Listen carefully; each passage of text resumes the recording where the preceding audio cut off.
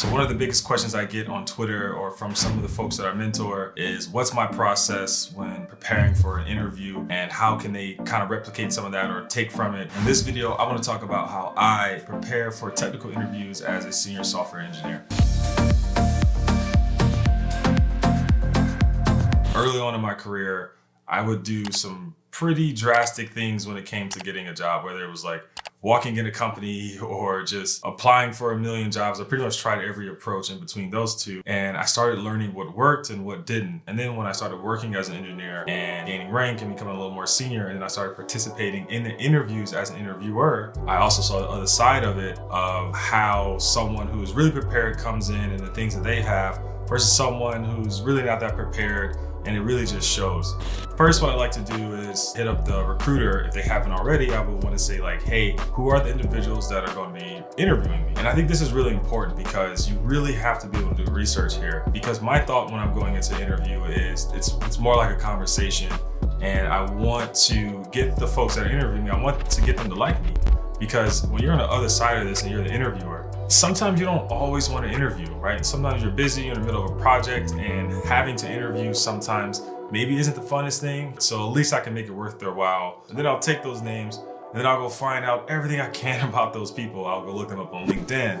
I'll find their blogs, I'll find their GitHubs, I'll find their Twitters, anything I can find about them to just learn something more about them professionally, like the history they've been in. Maybe we've worked at previous companies at different times. Maybe we've worked with some mutual coworkers at some point. Maybe we both served in the military. Maybe we're both from Atlanta, who knows? I want to find something about them that I can relate to, and that way I can use that as a talking point to kind of keep it engaging, keep it human, keep it less clinical, and not so much of a, here's a test, you either pass or fail, and more of like, let's have a conversation. Let me explain to you why you would like working with me. So that's the first thing that I like to do. The next thing I like to do is I like to research the product that I'll be working on at the company and the stack and different things like that. So if the company has a tech blog that they write to, they have open source, if they have conferences they've spoken at, whatever there is, I want to research that technology, even if I got to go to the site, open up the DOM and look at things there, because that's really going to help you in this interview. It's going to make it seem like you're already working here. It's going to make it seem like you have it more together than the rest of the candidates, and you're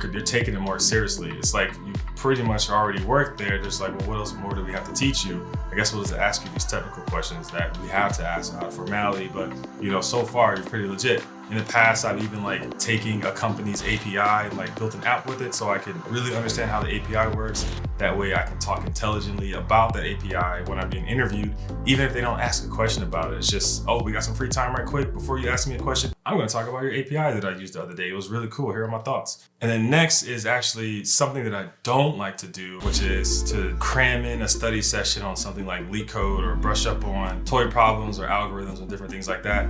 I don't like to study that stuff last minute. In fact, I don't really study that stuff at all, because that's just not the role that I'm going for. That's not something that I'm going to pretend that I'm going to be excellent at. That's something that I want to be good at. So I really don't try to cram those in, because I really think that just leads to panic, because it just shows you how much you don't know it.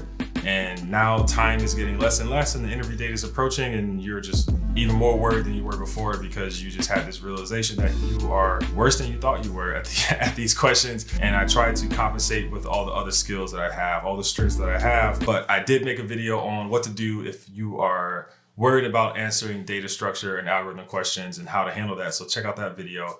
The other thing that I like to do is I like to look at folks that have worked at this company, that still work there, that used to work there, and see if you can get a picture of what the culture is and the types of individuals that are working there, and really see if you fit there, culturally. It's going to give you an advantage, because if you know what they're looking for, that's actually a bias that you can play into. Bias is really not something that should be introduced in an interview setting, but unfortunately we're humans, and there is a lot of bias in the interview setting. And for the most part, it doesn't really do anyone any favors. But the good thing about bias is that it could easily be taken advantage of if you know what the bias is for. And then I would say probably the night of, maybe the next 2 nights before the interview, I try not to just do anything with code. Just stay away from it. That way, everything that I've known up until that point is concrete, is resolute. I feel confident about it, versus something that like, oh, I just read this last night. This this new thing, like, oh, I can't wait to talk about that. Well, now you're gonna talk about it. Turns out you're talking to the person who made it and they wanna hear your thoughts, and you don't know a damn thing about it because all you did was read about it, or you're pretending you know everything about it. And when you're doing an interview, everything that comes out of your mouth needs to be valuable. I mean, you should be over exaggerating this stuff to the point where after you're done with the interview, you should feel gross. You should want to go take a shower because you were talking about yourself so much. And because the way it's going to come off, you're not going to come off as like someone who's arrogant and thinks they're better than everyone, but you are going to come off as someone who is confident in themselves and they're confident in their ability. And then during the interview, right before I get started, I like to just give me a big jug of water. That way I can have something to drink. You're going to be doing a lot of talking. The last thing you want to do is just being thirsty and being choked up and different things like that. Before, I like to just keep it light. That way I can just focus on the interview and actually like kind of being hungry. It's like motivation for me. Like it's like, okay, I'm really hungry, so I want to get through this interview. Instead of like taking shortcuts and making mistakes, I get really good at just getting straight to the point of what I'm trying to get across. I just want to get to the thing that's valuable about me as quickly as I can because I'm really hungry and I just want this interview to move a little faster so I can go eat. Yeah, don't starve yourself for interview. That's just what I do. And then just go to the interview, try to be, as me as I can. Try not to let the people in the interview influence me in one direction that isn't comfortable with me. Try to paint a picture to them that, hey, I'm a really great guy to work with, and I also just so happen to know how to code, but I'm someone you want to work with, and here's why. That's basically how I prepare for an interview. Normally, I think people think that like engineers just go off and they just sit down and they go look at like math courses and they study like all these algorithm questions and things like that. I'm definitely more of a person that relies on my resources and my problem solving ability. Looking back, that's just a process that I've kind of migrated to. That's what's worked for me. That's some of the stuff that I've been giving out as advice to some of the people that I mentor. And depending on the person, we might switch it up and try different things. But all in all, that's pretty much what I do. It's work for people in my family, it's work for folks that I've mentored, friends and things like that. So if you found this helpful, please leave a like, leave a comment. If you try this approach and it works for you, definitely let me know. I want to hear from you and see what you did differently and how we can improve this. Or if it didn't work, also let me know. I want to hear from you and I want to see how we could improve this to maybe help you actually get that job and prepare a little better and feel a little more confident in the interview. Until next time, I will see you later.